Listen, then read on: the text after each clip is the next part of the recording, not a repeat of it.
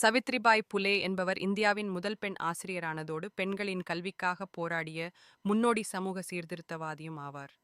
1931ஆம் ஆண்டு மகாராஷ்டிராவில் பிறந்த இவர் தனது கணவர் ஜோதிராவ் புலேயுடன் இணைந்து 1948இல் புனே நகரத்தில் பெண்களுக்கு முதலாவது பள்ளியை தொடங்கினார்.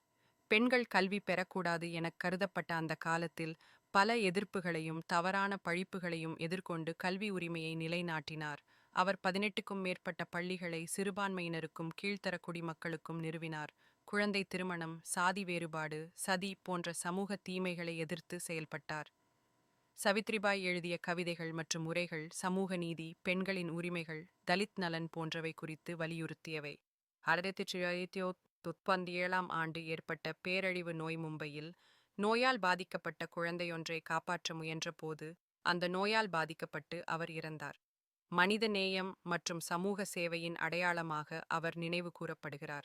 சமத்துவம் மற்றும் கல்வி உரிமைக்கான போராட்டத்தில் அவரது பாரம்பரியமான பங்கு இன்று வரை தேசத்தையே தாக்கமளிக்கிறது.